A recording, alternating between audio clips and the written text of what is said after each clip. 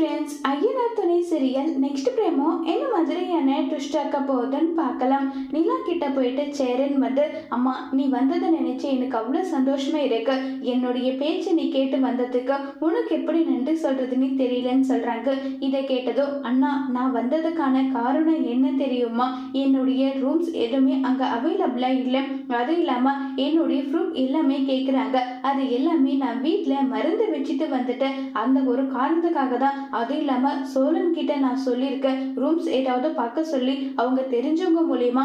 அது வரைக்கும் மட்டும்தான் நான் இங்க இருப்பேன், அது வரைக்கும் நான் இங்க இருப்பேன்னு சொல்லிட்டுலாம் சொல்றாங்க.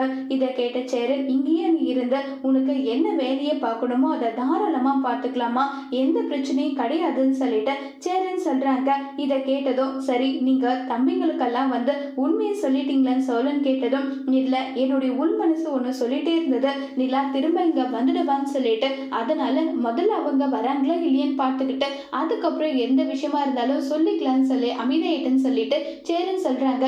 அண்ணன் நீ கவலைப்படாம இரு, நிலா கண்டிப்பா இங்கேயே தான் இருப்பா. என்னுடைய மனைவியா இந்த குடும்பத்தை மாத்திர பொறுப்பு எல்லாமே அவ எடுத்துக்குவா என்ற நம்பிக்கை எனக்கு வந்துருச்சு நல்லா சொல்றாங்க. இது நடந்தா நல்லாதாடா இருக்கும். ஆனா எப்படி இப்ப நிலா வந்து என் மேல எந்த ஃபீலிங்ஸும் இல்லாம இருக்கா.